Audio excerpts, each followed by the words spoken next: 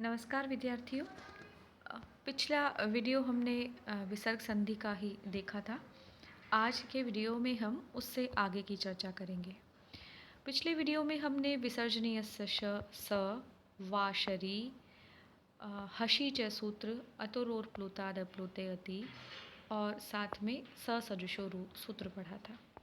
ससदृशो जो सूत्र है उसे आपको विशेष ध्यान रखना है, क्योंकि वही एक सूत्र है जो विसर्ग की उत्पत्ति में कार्य करता है, कारण बनता है, और उसे हमें हमेशा ध्यान रखना है। कोई भी सूत्र पढ़ेंगे तो वहाँ पर वह कार्य करेगा है। आज का जो पहला सूत्र है वह है भो भगो अघो अपूर्वस्य योषी। योषी में जो अशी है वह है अश प्रत्याहार। तो अश प्रत्याहार के वर्ण पर में होने पर भो भगो अघो और अवर्ण पूर्वक यदि कोई शब्द है तो उसमें यदि सकार है तो उसके स्थान पर रू जो हमने आदेश किया है उस रू के स्थान पर यकार आदेश करना है। कहने का अर्थ है कि यदि शब्द आए आपके भो भगो अघो और अवर्ण पूर्वक यदि कोई भी वर्ण हो, उसके बाद में यदि अश प्रत्याहार का वर्ण हो, तो जो हमने ससदृशो रू से रू आदेश किया है उसके स्थान पर हमको क्या आदेश करना है? क्षमा कीजिएगा, यकार आदेश करना है। तो यहाँ पर देवास धन ईह, तो देवास जो शब्द में जो देवा है वह अवर्ण पूर्वक है। इसके पीछे जो स है उसके बाद में आया है अश प्रत्याहार का वर्ण ई। तो देवास का जो स है उसके स्थान पर स सदृशो रू से रू आदेश करेंगे। अब इस रू के बाद में है अश प्रत्याहार का वर्ण, तो भो भगो अघो अपूर्व से योशी, इस सूत्र के द्वारा इस रू के स्थान पर ये यकार आदेश हो जाएगा। तो इस सूत्र ने क्या किया? यकार आदेश किया। अब हमने पहले भी इस बात की चर्चा की है कि जब जब हम विसर्ग संधि पढ़ें तो हमें स्वर और व्यंजन संधियों का ज्ञान होना आवश्यक है। तो यहाँ पर लोपः शाकल्यस्य यह सूत्र हमने स्वर संधि में पढ़ा था। वहाँ ये सूत्र कहता है कि अश प्रत्याहार के वर्ण परे होने पर यकार वकार का लोप कर दीजिए शाकल्य ऋषि के मत में। तो शाकल्य ऋषि के मत में हम इस यकार वकार का लोप कर देंगे, यानी इस यकार का लोप करेंगे। चूँकि पीछे अश प्रत्याहार का वर्ण है तो यहाँ शब्द बनेगा देवा धन ईह। और शाकल्य ऋषि का जो ये मत है वह एक बार कार्य करता है और एक बार नहीं करता है, अर्थात यह विकल्प से कार्य करता है। तो जब ये कार्य नहीं करेगा तो य के अंदर ई को मिला देंगे तो ये बन जाएगा यीह, तो देवा यीह, ये रूप बनेगा। तो इस सूत्र ने क्या किया? इस सूत्र ने अवर्ण पूर्वक जो देव शब्द था उसके रू को य आदेश किया, चूँकि पीछे अश प्रत्याहार का वर्ण था। उसके बाद जो हमने सूत्र पहले पढ़ रखे हैं उन्होंने कार्य किया और देवा ई है और देवा ई है, इस प्रकार दो शब्द बने। इसी के और उदाहरण देखिए, जो भो भगो और अघोष है। तो भो का उदाहरण है भोस धन देवाहा। तो क्या बनेगा? स सदृशो रू से भोस के सकार को रू बनेगा और रू के स्थान पर भो भगो से यकार आदेश होगा। इसी प्रकार से भगोस के सकार को भी स सदृशो रू से रू आदेश होगा और फिर भो भगो अघो से इसको यकार आदेश होगा। इसी प्रकार अघोष शब्द में भी इस स को रू आदेश होगा सदृशो रू से, और ये जो अघोय है इसमें र को य आदेश होगा अभो भगो अघो पूर्वस्य। इस स्थिति में अग्रिम सूत्र प्रवृत्त होता है। क्यों होगा प्रवृत्त अग्रिम सूत्र? क्यों भो भगो अघो अपूर्वस्य योशी काम नहीं करेगा? क्योंकि वह कह रहा है कि प्लस के चिन्ह के बाद में क्या होना चाहिए? अश प्रत्याहार का वर्ण होना चाहिए, जबकि यहाँ पर क्या है? अश प्रत्याहार का वर्ण नहीं है। तो क्या है यहाँ पर? यहाँ पर दूसरे वर्ण हैं। दूसरे वर्ण होने के कारण यहाँ पर ये सूत्र कार्य नहीं करेगा और अग्रिम सूत्र कार्य करेगा। वह क्या कहता है अग्रिम सूत्र? अग्रिम सूत्र कहता है हलि सर्वेशाम, यानी जो काम अश प्रत्याहार के वर्ण परे होने पर कर रहे थे वह काम आप हल प्रत्याहार यानी व्यंजन के परे होने पर भी कीजिए। हल परे होने पर भो भगो अघो अवर्ण पूर्व वाले जो यकार हैं उनका क्या कर दो? लोप कर दो। तो हमने भो भगो अघो पूर्वस्य में जो यकार का लोप कहा था शाकल्य ऋषि के मत में कहा था वह अब क्या होगा, सभी के मत में होगा। तो इसलिए क्या बनेगा वो, जो वहाँ पर हमने भगो और य जो आदेश किया था, अब इस य का लोप उस वाले सूत्र से नहीं होगा शाकल्य ऋषि के मत में। अच्छा क्षमा कीजिएगा, मैंने थोड़ी सी गलती कर दी है यहाँ पर।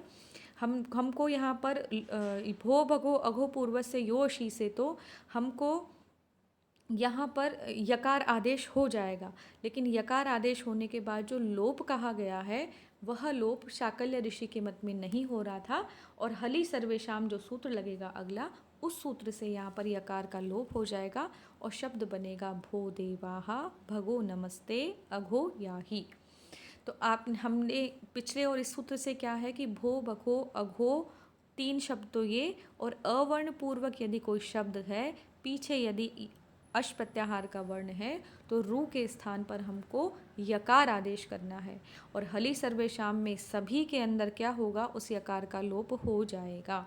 इस तरह से वो बनेगा देवा अघो याही भगो नमस्ते भो देवाहा। मैं आपको एक बार इनका अर्थ भी बता देती हूँ। देखिए, भो देवाहा का मतलब है हे देवताओं, भगोस नमस्ते का मतलब है हे भगवान आपको नमस्कार है, और अघो याही का अर्थ है, अघो का मतलब होता है पापी, तो हे पापी तुम याही यानी दूर हो जाओ, यह इसका अर्थ है। अगला जो सूत्र है रो असुपी, यह सूत्र का जो उदाहरण है वो ज़्यादा इम्पॉर्टेंट है, क्योंकि बहुत जगह काम आता है। परीक्षाओं में ये इतना अत्यधिक नहीं पूछा जाता है, लेकिन अहरह शब्द का प्रयोग बहुतायत देखा गया है संस्कृत में, तो इसे आप समझ लीजिए। रो असुपी कहता है असुपी यानी सुप परे होने पर यह कार्य नहीं होगा। क्या करता है ये अंतिम वाले नकार को, यानी न यदि किसी वर्ण शब्द के अंत में है तो उसको रेफ आदेश करता है। इसके लिए मुख्य जो शब्द इन्होंने लिया है वह है अहन शब्द। अहन शब्द का अर्थ होता है दिन। यह सूत्र कहता है अहन शब्द का जो अंतिम वाला न है, उस न के स्थान पर रेफ आदेश कर दो। लेकिन यदि पीछे सुप प्रत्यय है, सु ओजस अम और शस, ये आप अगली कक्षाओं में पढ़ेंगे, ये शब्द रूप बनाने में काम आते हैं। यदि सुप परे है तो वह कार्य नहीं होगा। ठीक है, तो यहाँ पर क्या किया है इस सूत्र ने कि ये जैसे अहन शब्द है, तो अहन शब्द का जो अंतिम नकार है इसके स्थान पर रेफ आदेश करने के लिए कहता है, यानी र आदेश कर दो। ठीक है, यही कहता है। अब इससे शब्द कैसे बनेगा वो एक बार प्रक्रिया समझ लीजिए आप। अहन धन अहन, ठीक है, संधि है तो दो वर्ण होंगे, दो पद होंगे ही होंगे। तो अहन का जो न है इसको र कर दिया, और दूसरे वाले अहन है इसके भी न को र कर दिया, शब्द बन गया अहरह। बस यही किया इसने, आपको ये दिमाग में रखना है। अब थोड़ी सी इसकी प्रक्रिया को सिर्फ समझ लेते हैं, याद नहीं करनी है, सिर्फ समझना है। अहन के साथ में सु प्रत्यय लगाया, चूँकि ये शब्द रूप है तो शब्द रूपों में सु ओजस इत्यादि प्रत्यय लगते हैं। एक सूत्र आता है नित्य विप्सयो हो, यानी नित्य जो शब्द हैं उनकी विप्सा मतलब उनको द्वित्व हो जाता है, इसलिए यहाँ पर अहन और अहन इनको द्वित्व हो गया, यानी दो बार लिखा गया। तो अहन सु इस प्रकार से दो बार लिखा गया है, ये आप यहाँ देख सकते हैं। इसके बाद सूत्र लगता है स्वयमोर नपुंसकात।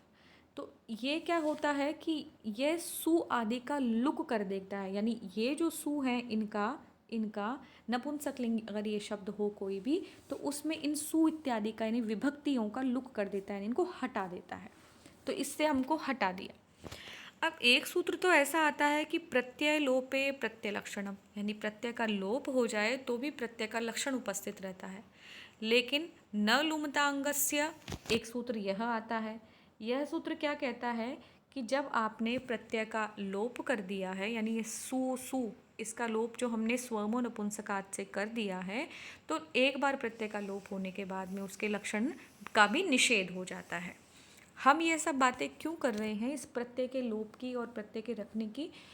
क्योंकि ये रो असुपी जो सूत्र है ना, वो क्या कहता है कि सुप परे होने पर ऐसा नहीं होगा, जबकि ये जो अहन शब्द बन रहा है ये बिना सुप के बन ही नहीं सकता है। तो सुप परे होने पर तो न को र करेगा ही नहीं, जबकि हमने यहाँ पर अहन के न को र कर दिया, इस अहन के न को र कर दिया, अहरह बना दिया है हमने।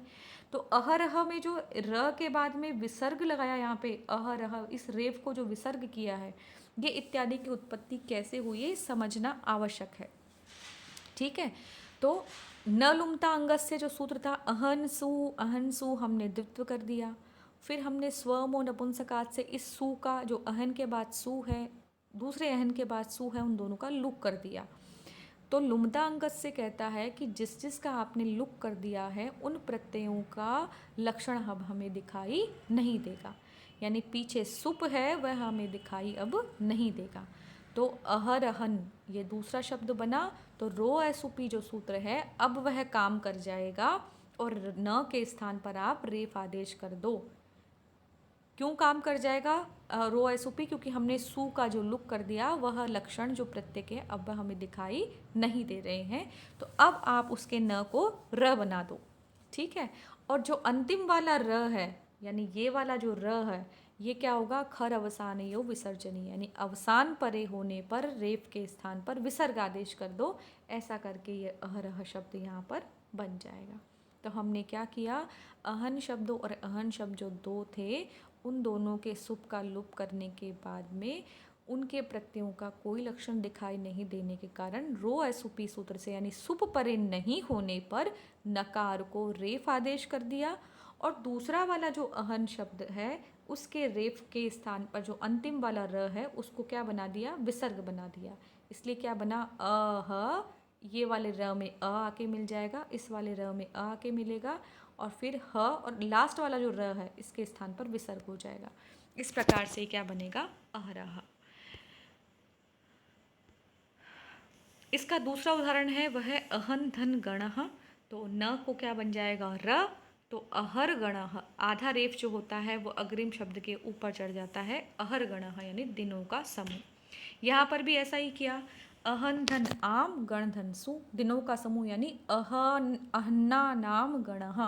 तो अहन्ना नाम यानी अहन्नों का, यानी षष्ठी विभक्ति बहुवचन जिसमें प्रत्यय लगता है आम। तो अहन आम गण सु, ये आपके बाद में काम आएगा, अभी सिर्फ समझ लीजिए इसे, बाद में भी आपके एमए में काम आएगा। इन दोनों प्रत्ययों का लुक कर दिया हमने, आम का और सु का। लुमता अंगस से कहता है कि जब प्रत्यय का लक्षण, प्रत्यय जब आप उसका लोप कर दो तो उसका निषेध कहना चाहिए। तो अब हम क्या मानेंगे? सुप परे नहीं है। तो सुप परे जब नहीं है तो इस न को क्या आदेश हो जाएगा? रेफ आदेश हो जाएगा, और ये रेफ जो है ग के ऊपर चढ़ जाएगा, शब्द बनेगा अहरगण। तो रो असुपी क्या करता है? अहन शब्द के नकार को रेफ आदेश करता है। दो शब्द बनेंगे अहरह और अहरगण। अग्रिम सूत्र है रोरी। क्या कहता है? बहुत सरल है, यदि रेफ के बाद में दूसरा रेफ आ जाए तो उनमें से एक रेफ का लोप कर देना है। इसी प्रकार का एक सूत्र और होता है ढोढे लोपः। ढकार से परे यदि ढकार हो तो पूर्व ढकार का लोप कर दीजिए। रोरी और ढोढे लोपः, ये दो सूत्र ध्यान रखने हैं क्योंकि अग्रिम में काम आएंगे। अब ढोढे लोपः और रोरी क्या काम करते हैं? ढ्रे लोप पूर्वस्य दीर्घोणः। क्या कहता है? यदि कहीं पर आपने ढकार का लोप किया है या फिर आपने कहीं पे रेफ का लोप किया है तो रकार, रेफ और ढकार के लोप के कारण कोई भी शब्द है जहाँ आपने लोप किया है तो उसका सबसे पहला जो स्वर है उस स्वर को क्या कर दो? दीर्घ कर दो। इसे हम अच्छी तरह से समझते हैं उदाहरण से। पुनर्धन रमते, अब रेफ से परे यदि रेफ हो तो पूर्व वाले रेफ का लोप करना है। पुनर्धन रमते में ये रेफ है और ये भी रेफ है, तो दो रेफ हो गए, ये रेफ है और ये रेफ है। तो रेफ से परे रेफ होने पर पूर्व वाले रेफ का लोप हो जाएगा, तो इस वाले पुनर के जो रेफ है इसका लोप हो गया। तो रेफ का लोप होने के बाद में जो वहाँ पर स्वर है उसके जस्ट पास में, रेफ के पास में जो स्वर है उसको क्या कर दो? दीर्घ कर दो। तो पुनर शब्द होता है, तो पुनर में रेफ का लोप कर दिया हमने। रेफ का लोप करने के बाद में क्या बचा हमारे पास में? न। तो न में कौन सा स्वर है? अ। तो यहाँ पर क्या हो जाएगा? उसको दीर्घ हो जाएगा। तो दीर्घ होने के बाद में क्या बनेगा, पुनारमते। समझ गए आप लोग। तो पुनर यानी रेफ से परे रेफ का लोप होने पर, पीछे वाले रेफ के कारण आगे वाले रेफ का लोप होने पर, तो उसके जस्ट पास में जो कोई भी स्वर है उसको दीर्घ हो जाता है। तो न को दीर्घ क्या होगा, ना, तो बन जाएगा पुनारमते। तो संस्कृत में कभी भी पुनर्रमते नहीं होता है, शब्द क्या बनता है, पुनारमते। इसके और उदाहरण देखिए, इम्पॉर्टेंट उदाहरण है इसके ये वाले सब। हरिस धन रम्य, तो हरिस के सकार को ससदृशो रू से क्या हो जाएगा, रेफ हो जाएगा। तो अब यहाँ पर हरिर और रम्य, इस रेफ का लोप हो जाएगा। हरि में कौन सी मात्रा है, हरस्व इकार, तो इसको दीर्घ क्या होगी, दीर्घ इकार हो जाएगा, तो बन जाएगा हरि रम्य। रेफ से परिरेफ का लोप होने पर मात्रा को दीर्घ कर देंगे, तो हरि रम्य बनेगा। इसी प्रकार से शंभुस धन राजते, रेफ इसके बाद में इसकी मात्रा को क्या हो जाएगा, शंभुस में जो स है इसको रुत्व हो जाएगा, और रेफ से परे रेफ का लोप हो जाएगा। शंभु में छोटे उ की मात्रा है उसको दीर्घ उकार की मात्रा होकर बन जाएगा शंभु राजते। इसी प्रकार से निर्धन रसह, रेफ का लोप हो जाएगा यहाँ पर, और नी की जो छोटी मात्रा है वो बड़ी हो जाएगी, शब्द बनेगा नीरसह। ये इंपॉर्टेंट है आपके लिए।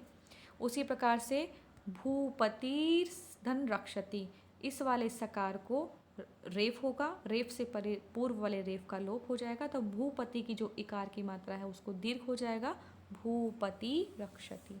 ये इस प्रकार ये ढ के उदाहरण भी यहाँ पर दिए हैं मैंने। इसमें जो सबसे इम्पॉर्टेंट उदाहरण है आपका वो यहाँ नहीं लिखा है मैंने। एक है उदाहरण अंतर्राष्ट्रीय, इसे भी आप समझ लीजिए। अंतर,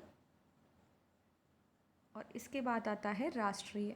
राष्ट्रीय का यहाँ पे रा ही आ पाएगा, अच्छा आ गया राष्ट्रीय। संस्कृत में राष्ट्रीय में मात्रा छोटी आती है। रेफ से परे रेफ है, इस वाले रेफ का लोप हो जाएगा, तो इसके पूर्व जो स्वर है अंत, इसको क्या बनेगा, अंता।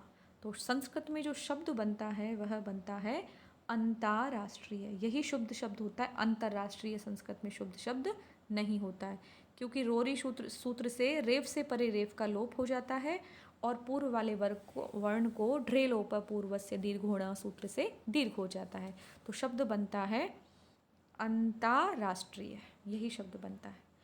तो आज के वीडियो में हम इतना ही पढ़ेंगे। अगले वीडियो में हम फिर विसर्ग संधि के शेष सूत्रों के साथ में चर्चा करेंगे और विसर्ग संधि की इतिश्री करेंगे। धन्यवाद।